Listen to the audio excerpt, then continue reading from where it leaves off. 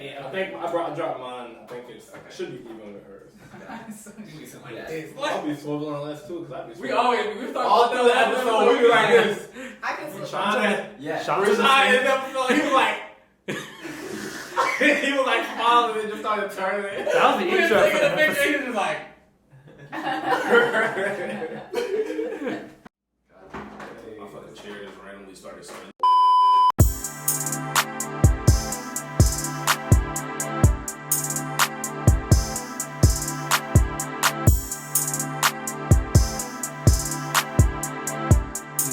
Yo, what's up, man? It's good with you, man. Another clack, another hit. Another clack, another hit after this little Rick and Morty impersonation we was doing. Oh, God. I'm doing it good. I am doing good today, man. Just got up. I've been ripping and running lately, dog. Now that we're post-wedding, I finally got the budget together, and look at all the money that we spent. Got that money right. Got that money right. That's what's up, bro. So these past few days just been like adulting, trying to adult. That's facts. What about you?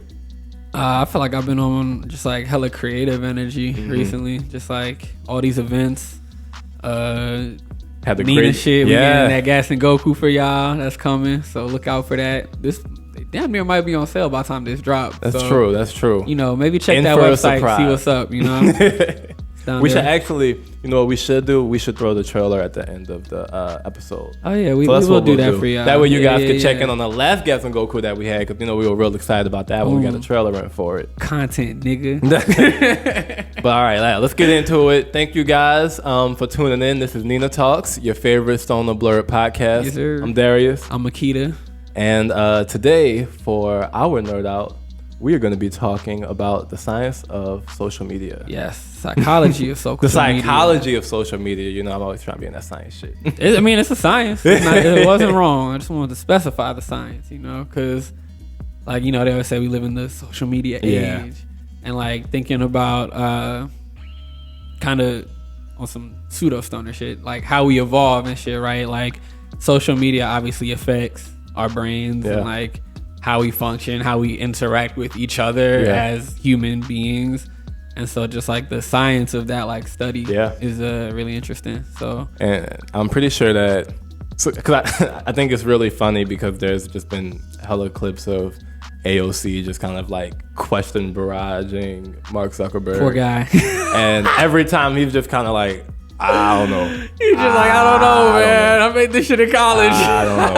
Mark Zuckerberg's like, y'all studied to be politicians and to govern people. Like, I learned HTML and CSS. He like, dog. It's hard because you could tell he coming up with them shits off top, bro. Like, nobody has the answers because realistically, social media is on top of the internet its own beast. Yeah. It's something that I think the psychology of it gets really interesting when we look at companies that put a lot of energy into making these cell phones or the way their program is interacted with as appealing as possible. Every company. That's their goal. Every single app on your phone. Hell of money to do that. Yeah. And people have gotten really, really good at it. And now we're in this like awkward position where, okay, now everyone has a phone and all these phones have apps that are designed to keep your attention and make you feel shitty. and we've realized, like, I don't think any of the apps were made to make you feel shitty, but we realized that all these feel good apps actually make people feel shitty, which is now everyone's like, oh God, wait, this is kind of fucked. I mean, in my mind, anything that's like trying to make you addicted to it, kind of trying to make you feel shitty. Like, because apps are built in a model that reinforces you to just feed feel into the need it. to check back in. Gives you a dopamine rush. I got high score. I got whatever the fuck. Like, it's that dopamine rush. And then like with social media specifically, I was reading this article that was talking about like some different studies on how social media affects our like mental state and stuff. And I was talking about how like with, you know, apps that function on like likes, you know, like Facebook, Instagram, those kind of things, it tends to put people in like either a mode of like upward comparison, being like, oh, like that person with 2 million likes has this superstar life that I want, or like downward comparison of like, oh, look at that peon with their 50 likes, they nothing like me, whatever, I'm so cool. And they're talking about how both of those mindsets actually don't make people feel any better. It's like, damn, bro, like you still feel upset, like you just some type of anger or some kind of negative emotion that's just on you now because of this thing. I think it's really interesting where what knowing this now even kind of means for people, and in the sense of, like we said, no one really built any of these apps, hopefully, to like depress people in a sense, because like Instagram is like, oh, you can upload pictures or you can upload your life, but then the fact that people take pictures and then sift through the pictures that of the like 50 pictures they've taken, they sift through and realize, oh, I only like one of these. This is the best. But I'm gonna post this picture, or I'm gonna send it to somebody for some like post production, and then I'm gonna post this picture. Like, social media feels really tied to people's lives, but it's not. And I don't think the human brain, just like movies or just like video games or just like VR, we're not really good at distinguishing like what are realities or what are things that can happen because of the real world. Our brains are trained to put a lot of faith in our sight. It's our best sense. We're not hearing or smell people. We see shit. So when we see a picture, we've been trained to see that as fact. She's on the beach with $100,000 every day. She's on the beach. I see a picture of it. It's gotta be real. She's living her best life. And I ain't got shit. I ain't post nothing in a week. All them pictures from one vacation 2 months ago. Like, I ain't post shit in a week, man. I need to find something to post. Like, in the studio with the money bags. What am I doing? I think another interesting pivot to like psychology of social media too, kind of straying away from the like and the kind of jealousy conversation, is the groupthink mechanic. Oh God, like Twitter, Reddit. Oh yeah, shit. Yeah. The depths of like social media and the internet, though, where even Twitter is something that I feel as Black people we are like super apt to, and like we kind of like fall on. It's a great form of like media, easy consumption and stuff. But Reddit's like one of the biggest social media platforms. Scary white people love Reddit. And many forms of white people, like, and it shows how diverse the world is, because you can have Reddits that are about kittens. You can also have Reddits that are about killing kittens, like, and those Reddits will exist and thrive equally. Any tips for skinning your cat, guys? Like, they will exist and thrive equally with modern. Like, there were people that govern these kind of communities, and I think that's one thing about social media that's really interesting is now that it touches everyone, the government or certain people are like in charge of policing it. I mean, I feel like no one's in charge of. I mean, they're trying to get people to police. That's exactly. But they're trying to put that. They're trying to put that charge on something. And they don't know. No one wants it. Like, if the government's like, we don't understand this, the companies are like, well, we didn't build them to control people. We just wanted to let people type 160 characters and stay online as long as possible. It's the Wild West, bro. We ain't got no rules for this shit. Like, we're not really trying to. Like, a lot of that makes me believe that, of course, humans are like super adaptive, and so I don't think that we'll ever get to a point where social media is contained or people put kind of like some marker or limit, certain types of limits on social media properly, because there's always going to be a way around it. I just hope that people find a way to kind of like separate what is social media from what is kind of the actual occurrences in their day to day. I think we'll just kind of grow with it as a culture and society, and it's just gonna like keep evolving. Yeah, I remember it's young. Like, we kind of the first people to really experience that shit. So of course we're doing like weird things with it. Of course, like Congress hates it because they just didn't grow up. Like, we're sending each other faxes. Of course, you don't understand Twitter. Like, only fax I get is this random spam email saying you got a new e-fax. You got a new e-fax. Go away. Like, block that shit. So it's like, of course y'all aren't gonna get it, but like as this generation grows up and we have kids and we can be like, telling our kids like, oh yeah, like actually don't spend all your time on this shit, like, and have kids grow up in a mindset of like, oh yeah, this is a thing that's like fun, but like I know how I'm engaged with it, because I think that's like, as far as our brains or whatever, trying to go back to psychology, it's just like our brains don't really know how to engage with social media. Like it's everything. Like, and there's so much, like, it's real, but it's not.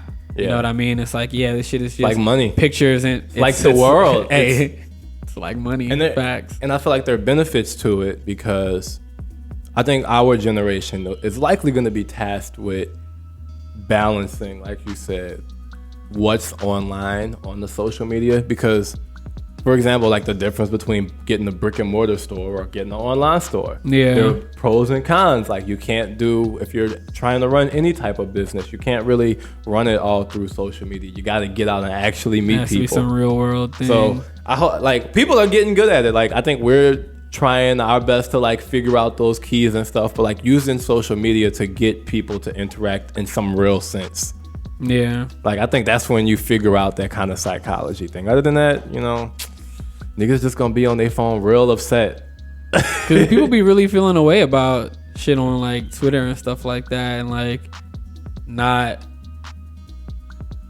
what's the word I'm looking for? They don't like put it in a sense of reality. They're like, oh, like I saw this thing someone said, this must be true, or like this has however many retweets, this must be how everyone thinks, or like since I see a huge number, that means like, this is 50% of the people in the world. Like, oh think my god, this. like y'all are like, oh, like this, that, and the third, and it's like 2K retweets don't really mean shit. Yeah, and it's like, so people don't even really like contextualize things like that, or think about like, just cause like this tweet isn't like a dope format, it don't mean the things that it's saying are true. Or like putting too much weight in stuff just kind of online in the phone. Like the internet is a channel that helps people communicate and do a lot of really dope things. Yeah. But it's still just a channel. We living in the real world. Yeah. And the real world has shit that's not more important than the shit that you scrolling through. Exactly. Especially to you as an individual. Right. All the bullshit Trump's saying. I mean, that's psychology of social media 101 right there, man. That nigga just be saying shit with the scary fonts. Like the scientist said this font raises fear, so we're gonna say that. And we have so many people that I think even the psychological impact of Trump either strategically or carelessly throwing out the word lynching while talking about this impeachment process. Strategic. Exactly, right? Like more likely than not strategic. But there's such a weight and power in social media that likely has had a very negative effect to many people, like black people's psyche. Yeah. People, just anyone who really identify with that shit. And that kind of sucks that's just like a medium that people can then abuse, and then people also are tied into in the sense that like people who abuse it can affect them. Yeah. I mean, I think what's interesting, I was reading this GQ interview with Pharrell. He was talking about how like in a weird kind of way, like the internet is can be like a manifestation of your spirit. Like it's like that in between of like it's real but it's not real. Like you know, you're putting your thoughts, your personality, or whatever, your spirit, your ideas, kind of just into this non-physical, but, not contextual, but real space. Like, and you know what I mean? They're talking about how like some high shit. Hey, but it made so much sense. Bro, what? I was like, damn, skateboard P, bro. Like, who knew my Twitter was my soul? Like, fuck, like we out here. Bro, don't let Jack hear that shit, bro. Hey man, say I'm a fucking soul mender. Oh god, but nah, he was talking about that and how like when you're in that kind of space and there are things that are attacking you or bringing up like negative feelings or emotions, like that's like spiritual. You said the word he used, spiritual warfare. Yeah, and like that shit that's attacking your that shit that's attacking your spirit. And like, you know, we have to be like cognizant of that and like cognizant of what we like choose to consume in these digital spaces. That's because real. Like even though it's like not real, it's real. Like its effects are real. Like the stress is there. You look at your phone and your brain gonna react the same way as if X number of people were yelling at you. For some shit. And it's like Or like, even because like I know even for me, it's like I had to kind of train myself, especially with like doing all this branding shit for myself and for like Nina on Instagram and on Twitter. It's like you have to train yourself out that mindset of like however much engagement this got does not like affect like the worth of your brand. Like it's like, oh, I'm posting shit, we got all these bomb ass snippets. If that snippet don't get hot, like I like, oh, this shit was funny as hell, and I post that shit and don't blow up like I thought it would, I be like, yeah, it's the shit that you're doing that bring the value for real. And you gotta remember, like, nah, this shit not real. Like, doing real shit. Like, and think about your real fucking life. Or even just thinking about the small businesses that kind of our parents would have started in the first X number of years where they ain't make no fucking money. Like, right. Like those are the expectations that we have. Social media makes things move so quickly that when our life don't do the same shit, your brain's real confused. Yeah, you have a fucked up timetable. You gotta fight that shit. Like brains just. I think yeah, our brains are just like super scrambled right now. And also think the way, this is not totally related to what we're talking about, but it's been on my mind. Even just like the way misinformation spreads through social media. Like when we were researching this, like I showed you, we were researching this, we found this article that's like 8 things you need to know about the psychology of social media and how to use it for your brand. I'm like, okay, it sounds like it'd be like a fun little read. You know, it was from some random site. I took that as a red flag instantly, but I was like, you know, it's called like Mediafy or some shit like that. So I was like, okay, let me see what this look like. I'm scrolling, this shit started talking about a recent study in the New York Times, and the hyperlink New York Times suggests that like, you know, this, that, and the third is how social media works. I'm like, oh, dope. I was looking for a New York Times article. I clicked that link. It's just like an ad for some other shit, bro. And I'm like, wow, like that's the illest mind fuck, because like 80% of people not gonna click that link. Yeah. Most people are gonna be like, oh shit, New York Times said that? This must be true. That's a reputable source. Yeah. And then just keep reading and believe whatever they just read is total fact. Yeah. No one could argue them down. No, because I read an article and the New York Times said that if I do this psychologically, like, and will believe that. Yeah. God-given belief. Like, the same way they believe the sky. In your head, you took that time to read that. You processed that information. You agreed with it. Your brain was like, true or false? True. 1. It just kept it that way. Cool. Unchangeable object, bro. Can't edit it. Can't edit it. Edit privilege is revoked. It's true. The sky is blue, and the New York Times did this study, bro. Like, and that's crazy to me. Like, that's so crazy that like just that subtle thing, hyperlinking a fake article. Someone figured out that that's how our brains work. That if people see a hyperlink, they just believe that shit. Yeah. And just we'll just run that to the ground. Yeah, it's a dangerous combination of, like we mentioned earlier, your brains, what they see, you kind of understand and you believe and you start to accept. And the internet, people lie in real life, but you see that shit on their face.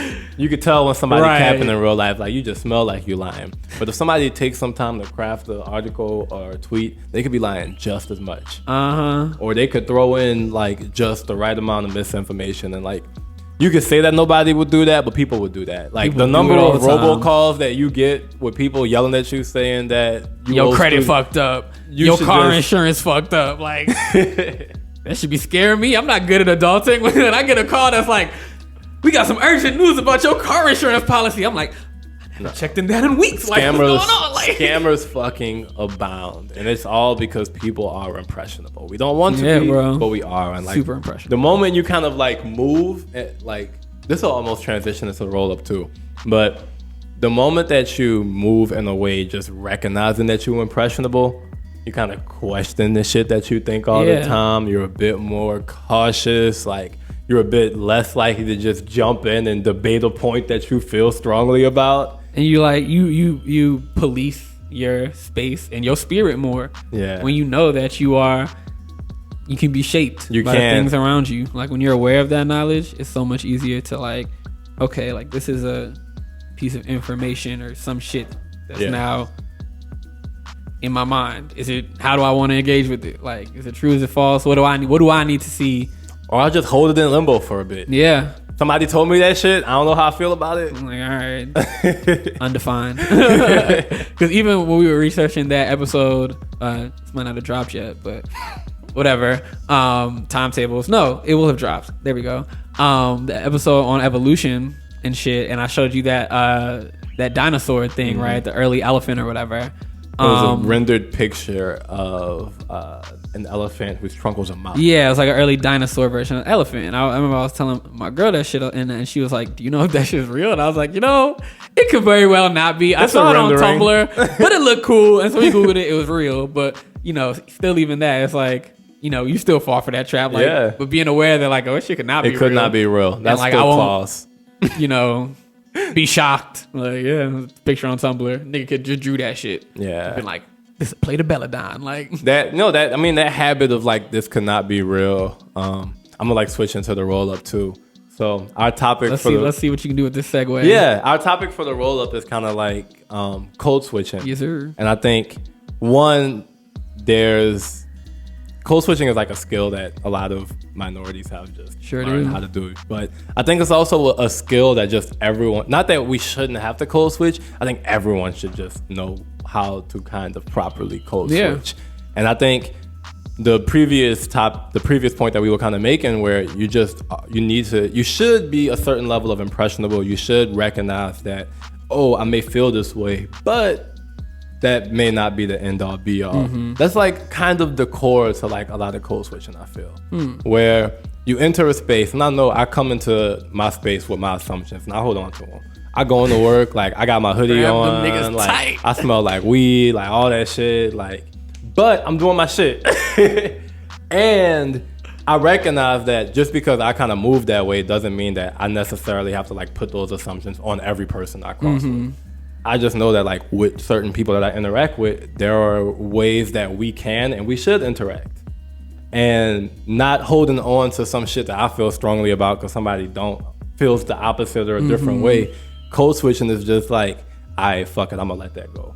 Like, I'm gonna move neutrally in this space around you. I'm gonna move neutrally in this space. Like, I'm not gonna try too hard to do this. I'm not gonna like let this part of me kind of like express itself too much. Oh, God. But that's kind of how moving through life is, because people different, and people should always just have to like, you should hold on to like certain aspects of you, but you should also be willing to like be malleable. Yeah, I agree. That's how I feel. It's like I may present myself differently, but I'm not changing who I am. Changing presentation. It's like I'm not gonna talk to like a 65-year-old random white man the same way I'm gonna talk to another 25-year-old black male. Like, I'm not gonna be like, "What's poppin', my nigga?" Like, no, I'm like, "Hello, sir. How do you do?" Like, whatever the fuck. But I agree. Like, especially coming from my last job was like a space where like I had to put them walls up. Cubicle. Friendly young black man in the office. Hello. Yes, it is I. My dreadlocks and my smile. 9 o'clock. I'm so happy to be here. So happy to be here. How's it going, Phil? How the Cardinals doing, man? How's that Starbucks? You watch that Blues game? Yeah. Oh, yeah. I didn't, but I know I heard they won. I saw on Twitter that they won. But it's like even that disconnect, because for me it was like, even those little things about like okay, what things do you choose to engage in small talk with, right? Because it's like if I'm talking to like a 55-year-old white dude, like he is not gonna find the meme I saw this morning on Twitter very funny. He's not gonna get it. Like, I don't understand why this is funny. So I gotta talk to him about some other shit. Sit down and ask him a few questions until something lands. But even like it could still be some other shit that like I find funny. It's just I know there's some other shit that I find funny that Phil over here probably going crack a yuck at too. Like because like, oh man, I was reading this article in the New York Times about some shit. Oh yeah, that dude's a clown. Like, like it's those kind of like subtle switches of like, all right, what aspect of my personality will this person kind of just like resonate with and kind of leave me alone if I like throw out there? And like helps me blend into this space more.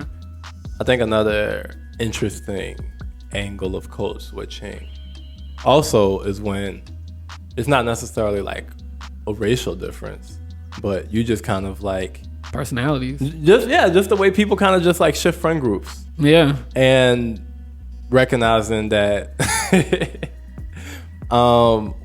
when I was in like high school, I went to this like Episcopalian school. So I was like one of the like few blacks there, you know, and so they count them on your hands. Yeah, literally count them on your hands. But they really wanted me to play sports. Of course they did. Like, okay, I was young and like I enjoyed, like I wasn't super into being sporty, but I was like pretty fit. So like this is a group of friends that I could interact with. Yeah.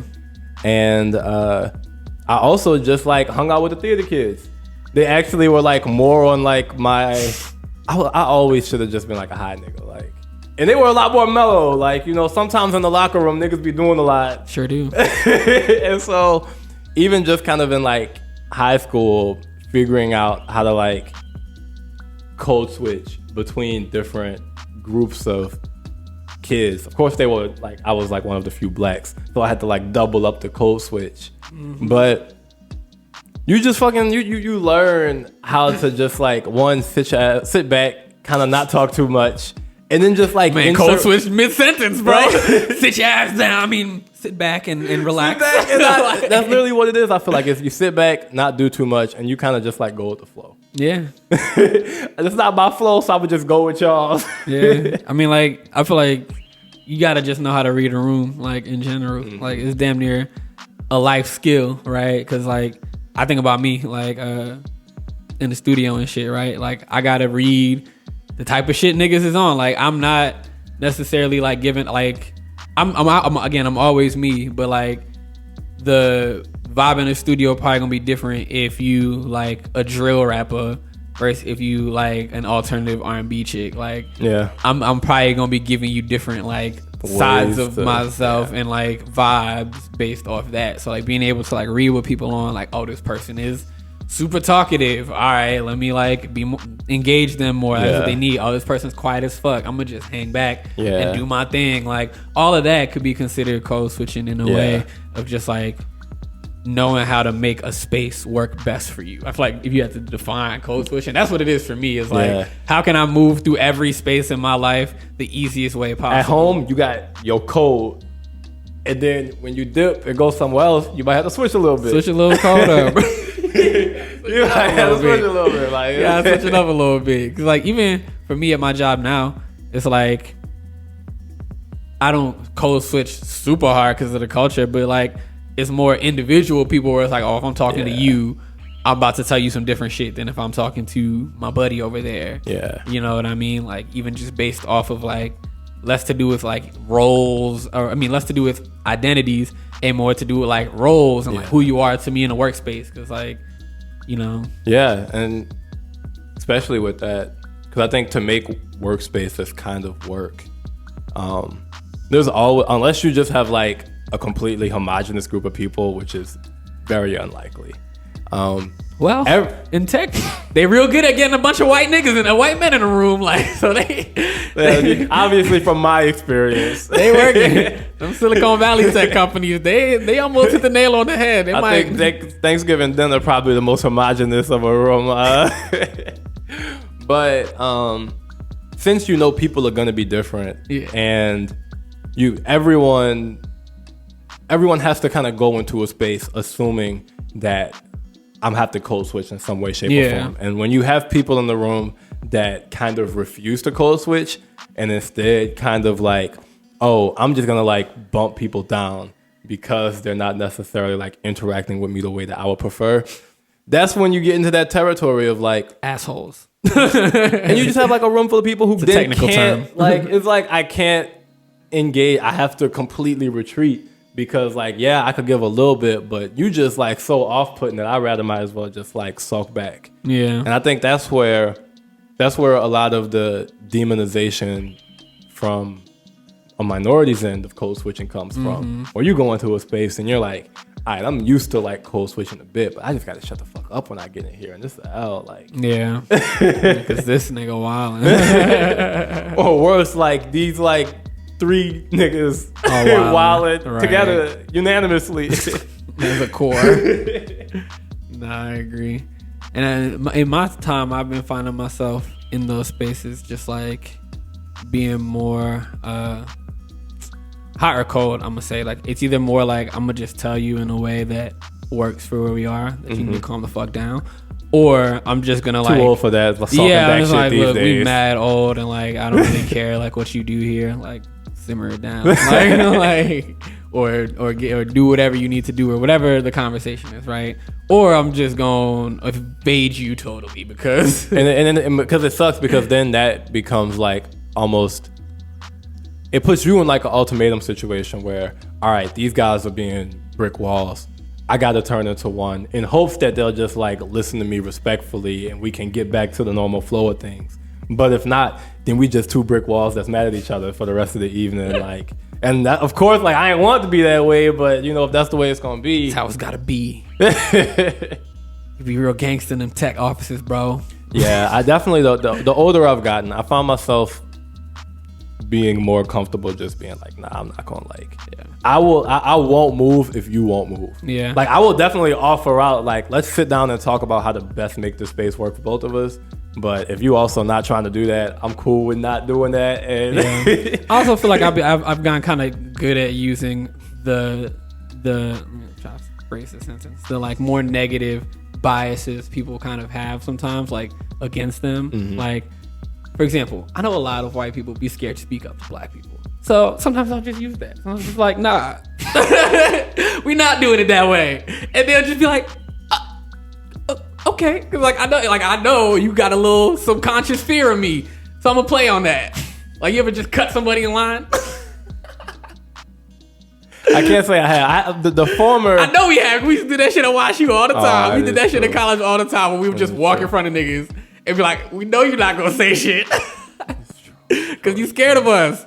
If you weren't so fucking biased and scared of black people, you would speak up and be like, hey, excuse me, but you scared, so you're not gonna say shit. We're not a hate group, guys. We're not a hate group, but we can. If I do got this point, wield hate. I will make this point. I will make this point. I have a point. Y'all been talking for a while. I've been back here, but here's the point I'm gonna make, and I know this will probably end the conversation. So that's how it be. But yeah. We all do it. Everyone does it. Everyone should do it. It shouldn't just be like minorities that, I mean, especially the way I identify, like niggas shouldn't have to come in and like be in that situation where it's like, let me gather myself to like either set this ultimatum up of like, we need to communicate, or we need to like respect each other, or we need to have like an open channel where we give and give. Like that should be put to the table at first, and I don't find that happens. Just the way that I've like experienced things, I always just kind of roll into a place and be like, all right, guys, this is the way that I move. Like, I don't mind doing it, but I'd love to like roll into a place and be like, okay, this is like what the culture looks like. How would you like to, influence it? I think honestly about where I work, I think that's one of my favorite parts about where I work now is that I feel like, again, even though I do code switch as far as how I talk to people in a professional sense, it's like, which is okay.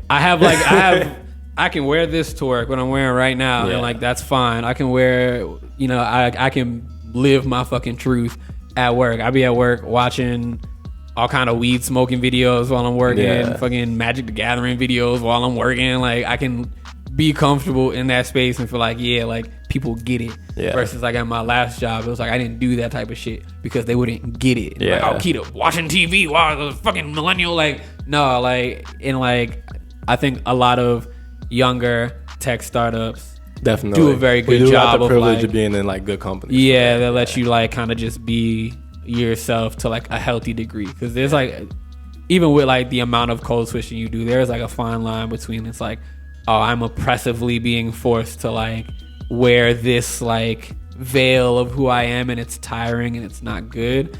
Like, versus like, I could just maintain this all the time. I'm cool with that. Like, because for me, that's what makes any space, but like particularly a workspace, like tolerable, is that I gotta be here every day for 8 fucking hours. At least let me not be drained. I need to just be myself at this time. Then, like, if you want me to work, I can't be worried about my work and like getting you to see me as a human being. Irritating ass dynamics I don't want a part of. Like, yeah, it's just like, bruh, like, so I think it's a moderation thing, like most things in life. Yeah, bro. I felt like code switching was gonna take us there, but niggas need a smoke break. Shit. Oh God. Well, we get back thinking about work. It's the whole weekend. That was my bad. Gotta go back to it. Yeah, no, that was the topic though. That's what we signed up for. We code switching life, man. So we about to spark up, and we are gonna be back with our guest Maya Patterson.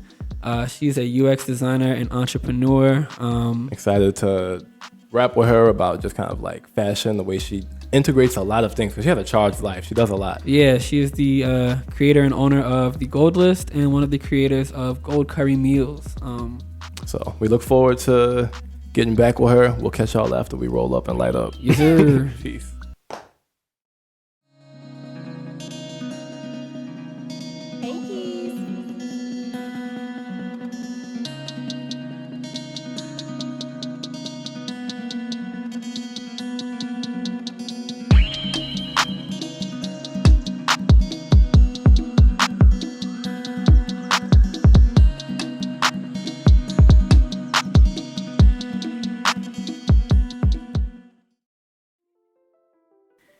Hey, welcome back. I think it just started. Everybody, I was looking for confirmation. oh, okay. I thought you were waiting for me to start that. No. I was like, cool. Okay. Are you ready to go? You want to intro it? No, you got it. You Right, took cool. it away, bro. Let's go. Y'all ready? Cool. Hey, well, welcome back to another sir. episode of Nina Talks. We have our guest, Maya Patterson. Yo. Super excited to have you. Super excited to be here. Maya's a product designer and an entrepreneur. You wear many hats. I feel like you're always coming up with something new that we just gotta like tune into. That's a compliment. I mean, me and Akita were just talking about this. I don't really consider myself an entrepreneur, but like if you look at my history, it's very clear that I am probably one, and that is my destiny. But yeah. Yeah, man. She flew all the way from wine country to be with us. So Oh, we're gonna be a blend. little bougie to get this so one. I had to keep them bougie. It's a fancy nigga episode. Full disclosure, I just like You chugged it. I chugged my You first chugged glass. it. This is the last two, guys. So we'll There's see how about to this be goes. saucing, bro. I was like, damn. This is glass two, so we'll see how this This one about to be the goes. waviest interview ever, bro. Like, so tell me about your vibe. Yeah, so I think one of I really want to just talk about how organized and just on it you are, because it's one of the things that really impresses me and why I just like really wanted to have a conversation. We went to a retreat over Christmas one year, and you guys sat us down. Oh, the New Year trip. The New Year's, Yeah. I said Christmas. Yeah, the New Year's trip. And y'all sat us down and just went through y'all's kind of goal planning process. And I know one thing for me that really just kind of like had me be a bit more intentional about my life. And I feel like since then, you guys have really just like taken off with kind of like Gold Curry Meals, and even you now with your Gold List and the way you set that out and outreach to people. So what kind of got that driving you of like being that on it and organized, you know? I've just always been a psychopath about it. Like, no, real talk though. Like since I've been like 5, I knew what I wanted to do, which was like be successful in whatever. And like, I just figure out how to get it done. But I think that I wouldn't say that I'm the most organized. I just somehow figure out how to get the things accomplished. Yeah, that's real. Through a multiple like means of things. So like the retreat, which was so dope, it was basically like 10 of us, I think, and my fiance and I. We always do goal setting at the beginning of a new year. And we try and do it like quarterly, like what our goals are. And we like segment it by categories like personal, career, it could be spiritual, whatever means something to you. And the reason we do that is not necessarily so that we're like actually mapping it to those specific goals, because my prediction is that I'm going to exceed the goals and like my paths will change based off of learnings from trying to get to them. But it's at least to just like do exactly what you said, which is to become more intentional about what I'm doing. So I'm not just like, oh shit, it's December and now it's about to be 2020 and I don't even know what I did throughout the year. Like, I don't think at the new year I even wrote down anything about the Gold List, but I did write down that I wanted to start doing more creative stuff for myself. And then that's what happened. And the Gold List is essentially a style newsletter right now, but I'm also going to be doing some more stuff in the future with it where I just talk about like clothes, what I like to wear. I think that women like to read it because I I'm just authentic about it. Yeah. And I think that my style is one that can be very tailored and like look kind of luxe, but I also love like streetwear and stuff, as we can see and imagine, and they kind of like that mix of it. I see from even like an outside looking in at, you know, you guys looking at summer, how there's also a journey of marrying, working professionally with, I'm trying to get these fits off and making sure that you kind of like dress in a way that like is appropriate for whatever kind of like person in a suit or person in whatever the hell they're wearing, but you still can, I don't know. Yeah, that's how I see it. I mean, like, I've always loved clothes since I was young. I used to get in trouble for it. Like, I think my mom told me this story about, like, I literally could not talk yet, but I was screaming and crying because we were trying to leave to go somewhere, and my mom forgot to give me my purse. like, since day zero, I've been about that action. Purse. The purse. It has accessories. It's a clutch. So he gave me the purse and I stopped crying. But I think I stopped. I was that good. Fuck a bottle. Fuck a bottle. I need a Birkin. So when I was in tech, now being in tech, right? Like that's my day job. Tech is very casual, and mugs be showing up a mess. Oh, they showing up a mess, and it irks the fuck out of me. Like, I'll be a culprit sometimes. Some Why? days I We don't have make to it. be like that. Some days I don't make it out looking good. Look, what you got on now though is like what I would rather see engineers in, right? So they come to work. I'm getting close to this being like 80% of the time. These are sweatpants. This isn't a hard thing to do. I know, but some days these ain't clean. So let's buy a few more. Let's buy a few more. We get there. Like I said, we at 80%. Bring it Look up. at that. That's what I feel like. I got to a good place with my clothes recently because I just did a pretty significant like fall shopping thing, and I was like real intentional about what I was getting, and I feel like it's let me like really just like wear a lot of different shit now and still like always like tangentially watching her shit though. It's the funny thing is like like the piece. It's the mindset. Yeah, it's the mindset. I'm like, oh yeah, like that ideal where it's like even though like the clothes and shit she wearing is for like women, like or the tactics, like the mix of like yeah, like store. like exactly like so I've been even sneaking tactics off the goal list too, and it's been very beneficial to my. Oh, you be reading the gold list? I be paying. Not I be only reading it, but I be paying attention to your story. Oh yeah. That's cool. Yeah, and that's one thing I wanted to ask about was I feel like you're really on it as far as like that video content, even though it's not like necessarily like formal as far as like the newsletter, like just on Instagram and like social media, like you're really on it with like timing your content and like collecting your content. So like, can you speak on kind of how you got into that mindset and then, like forming things that you do to like make sure you're always getting that content? Because I feel like that's something a lot of people in a lot of creative land struggle with. It's just like being consistent with their content. You're really consistent. Yeah, it's a great point. So basically, when I did the gold list, like I was very embarrassed to start like leaning into style and fashion on my Instagram. Like my Instagram before the gold list launch was just myself. Like sometimes I would always have on a cute fit, but it'd be with my friends or like at an event. It had to be like something once every like center of it. Yeah, it was like once every month that I would post, maybe. But then I was like, why? I'm only embarrassed because I care about what other people think, and like that didn't sit well with me. So I was like, okay, I'm about to just lean into my style shit and like just like turn it into focusing just on style, and then with some of my creative stuff as it relates to work. And that's basically like what my Instagram is. But I think that what you touched on is right. Like you have to be consistent. Like people will DM me all the time, like help me with your like build a personal brand. First of all, I don't even know. I haven't like tried to like build a personal brand, but a lot of women will reach out asking what I'm doing. And honestly, what like you're doing, huh? I'm like, look, you have to know what you're doing first. Like, what is it that you're trying to be known for? Like, what is it that people should, when they say Maya, what do you want them to think about? And then you should be consistent and on like stay on topic with that. And the way that I remain consistent is actually something that a gem that somebody dropped at the conference that I was just at yesterday. Oh, here we go, gem. Yeah, they were just Nina talks. Look, and these are like, this is a personal branding talk, and these women are killing it. And they were just like, don't be posting shit on your Instagram or on your social media that is not authentic to your real life. So if you don't do it in the real world, don't be posting it like you do. Because then when people actually come to you and want to hire you for the things that you're posting, but you don't actually practice what you preach, it's going to be messed up. And the way that looks, I think, real... No capping.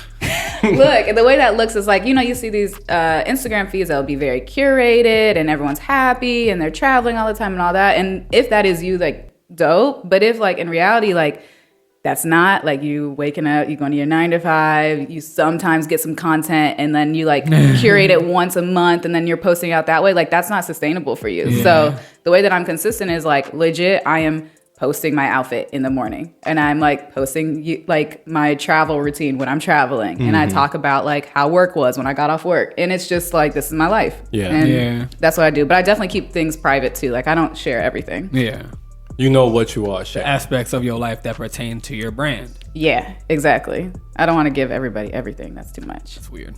So I'm gonna jump into how did you get into product design, and, like, what is product design kind of to you? Product designers, essentially their job is to decide that they are to understand the problems that people are having and to use technology to help solve those problems. So, like, the type of product design I do is usually consumer-facing apps. So I used to work at Trunk Club, now I work at Facebook, and I work on those apps. Product designers work with, like, engineers and product managers, and so we should understand, like, what the problems are that people have when they're using our products, and we should be designing to solve for those problems. So, like, that could look like some very visual work, like visual design or UI design, or that could be some really, like, logical stuff, like legit, like, what is the problem space, and, like, should we even build an app? Should we even build a product? Like, having those high level questions, but also down to the granular, like, when I press this button, what happens? Like, that full scope is basically what I do.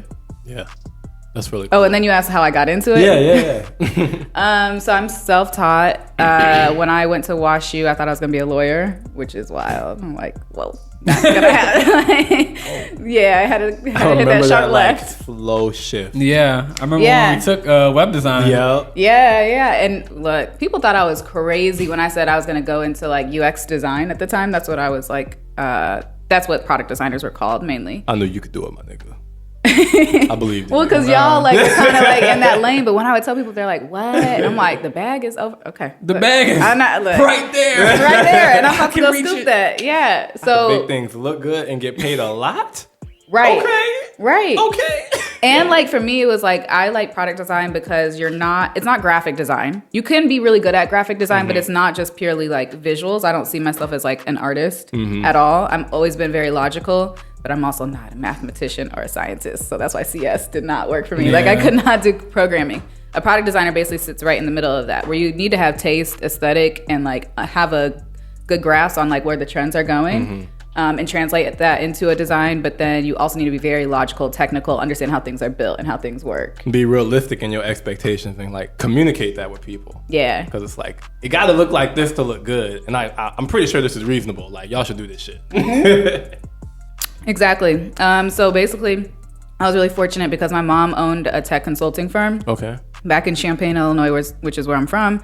And when I was telling her that I was like, can't do this law shit, or pre-law, obviously, but she was like, okay, what do you want to do? And I was like, I don't know. Like, I like things that look good, but literally this whole conversation, like, I have taste, but I also am not an artist. Like, I'm not, like, super scientist like you were. She had an engineering degree. So she was like, well, what do you like to do? I was like, I like the iPhone. Like, the iPhone had literally, like... That's a good analogy to, like, start down the path of, like... Literally, that was like my answer. Key of product design, though. Yes. Bruh.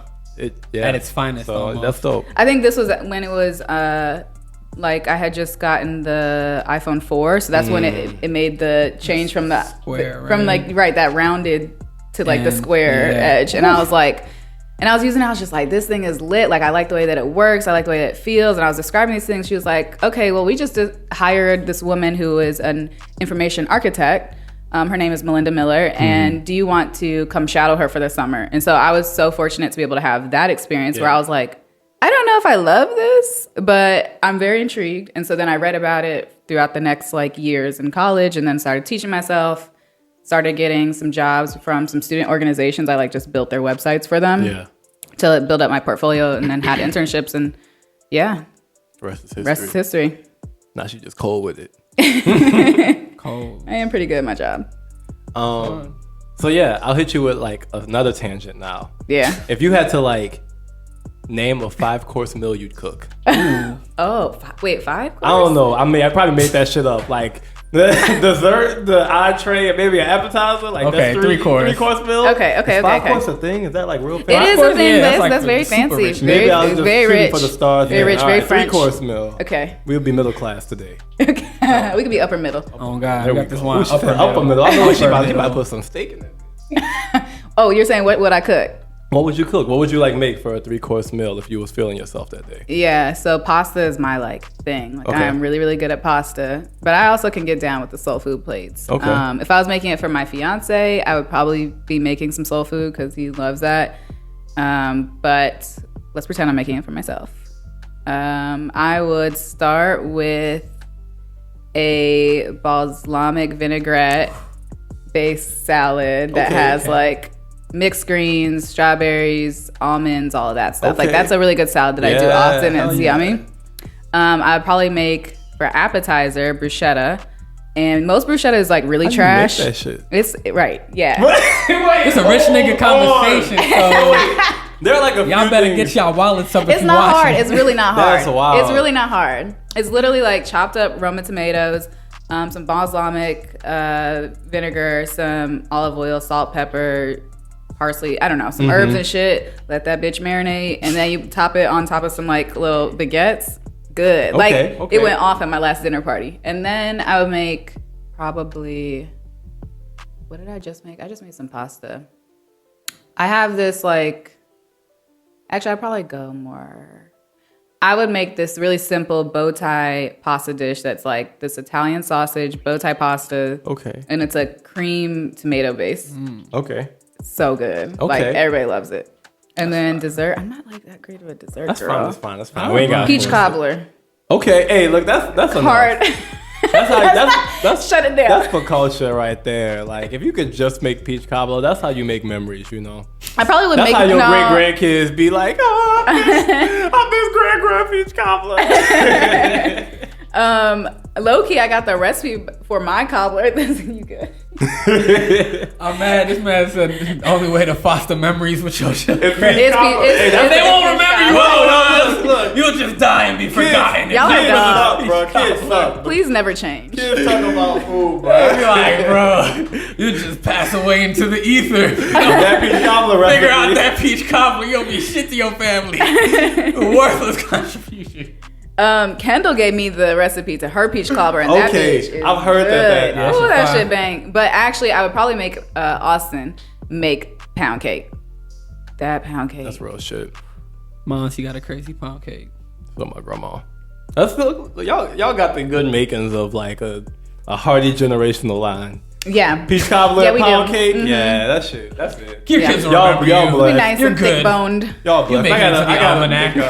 gotta figure You over out here dessert. struggling with your spaghetti pot. We're gonna get you right. We're gonna get you together. And give you some recipes after this. Kids, man. But you know, look, I have finessed. Cook for no kids. I have finessed the preseasoned Aldi's lamb, and I feel like at least I could have won. I could have stayed in an episode of Chopped with that dish. Which dish? I made The some lamb? lamb. I made some lamb one day, and that shit was really good. What is it about like millennial niggas loving lamb? Because it's not normally at Aldi's, foreign meat, but when bro. it is at Aldi's, Eating when that it is at Aldi, foreign. bruh, yeah, I'm not eating beef. I'm not eating chicken. Niggas been eating chicken since Popeyes Wait, what? existed. Okay, wait. Like, Why not beef if you're gonna eat lamb? But I heard lamb is more sustainable. Is that right? Is The, it just the because there's grocery less stores of I be one? shopping at got limited options. Okay. And so it's like you got beef, you got sometimes Chicken. turkey, you always got chicken. It's really just like a lot of cuts You don't of eat beef. pork? Ain't got me be having You pork can chops. eat pork, but like I'm not trying to do too much with too much pork. Short ribs is good. People be talking too It's much shit about bang. pork. Wait, and I don't- short rib beef or Short ribs. short rib is beef? You get, I'll get like Oh. I'll get like pork chops, Sure is beef. but like pork will never be my like preference for be sure. grabbing food. All right, for sure. I'll try. But pork is some slow roasted pork, some ribs. Like, yeah, I have made a good thing of ribs before. have you? That's a big statement. Well, like good is relative to Okay. my cooking skill. Like, Okay, I ate explain. some I want to shit know and it the was process good. because I am like a harsh. Like, I'm a harsh rib critic, so I need to Okay. know what happened. Were we That was some charcoal? Gordon Ramsay Were shit we, right were there. we smoked? We go. I'm too kind of high and drunk to even talk about my You process. don't even. Oh no! Now we're all concerned. No. Oh, my bad. You got the nigga all startled and shit. I'm like, grilling as the you gonna say you so- ate some so flame we ribs, actually- you're gonna come with it. Right. This is gonna be I got help with the ribs from someone. Okay. All right. Okay. But, Here it comes. But we sous vide that shit. You sous vide it. Oh. Okay. He's flexing. He busting up. Is he? Oh shit. I don't know what the Well, you sous know vide them, is, they were probably What's a cooked sous right. vide, my nigga? Huh? They were cooked right then. Yeah, them shits was Because like that's the whole thing about sous vide, right? They like make yeah, sure it was it's like cooked. perfectly cooked. So Yeah, it's tender? so it was like, and they was the Perfectly barbecue cooked. sauce I had like Flex. threw together was like really good. So it was they weren't like grilled or no shit like that. You ain't put no char They on was it when like- you're done. Nah, I You ain't should do all put that. Shit like that. You Little hear char. me? It was just some like cooked, ribs, but it was good.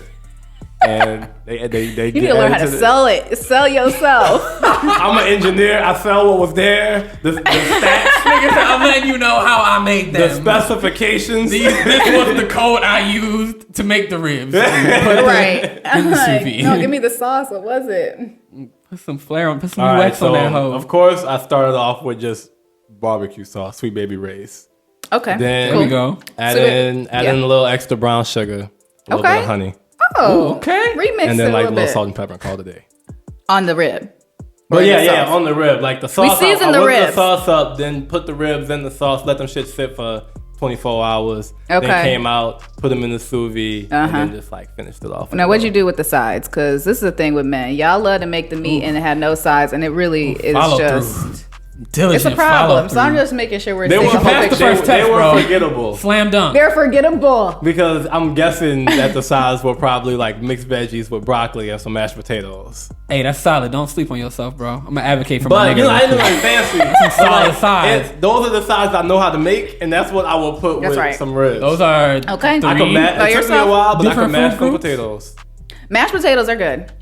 I We kept should upgrade. forgetting- We should upgrade your mixed veggies to roasted Brussels sprouts. You can handle that. I could do that. You could do that. I could do that. I could even put them in a little air fryer. This post wedding, man, we got all the kitchen gadgets. Oh, we got a yeah. sous vide. We got a little air fryer. Did you get bruh. the bar?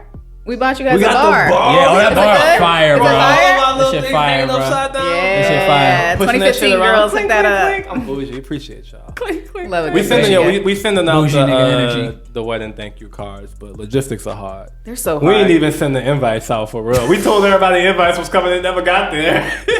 I'm happy the wedding happened. Did you not have? Yeah, you did. I We got an sent the invite. we sent the RSVP.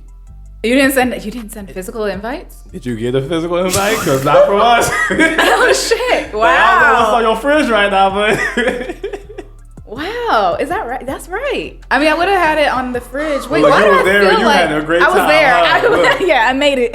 at some point we was like, cause I tried once. I wrote like all the names of the people that I was gonna shift out. I wrote all of them wrong on the envelopes. So like half of our envelopes were just ruined now. See, this And was then- just out. Like, I'm so posted- sorry, Summer. What? I posted that shit on like I flipped it like it was bad. And then for the second half, we had a stamp. As somebody who is like, we're talking about the pain that he put you through. Nah. 120. I mean, the God. layers just are deep. Hi. I'm so sorry. I'm Yeah, so sorry. I promise we will get those. You're thank still you here cards today. She still showed up. She said yes. I saw it.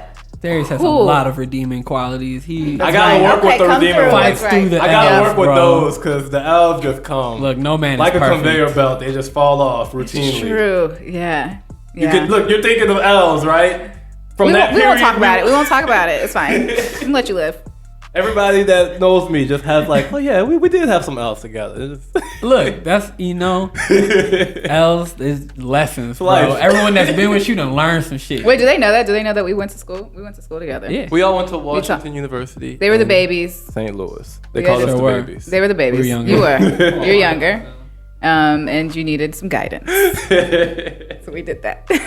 Hey, Look at us now. Look at y'all now. Look how long your dreads are now. Whoo, they was here before when they was a baby. I had baby dreads in Who'd have college. thought? That's the hot ones. Who'd have thought? Look at us. Hey, look at us. Look at us. Huh? Who would have thought? Not me. Who'd have thought? Who'd have thought? Yeah, man. Shit.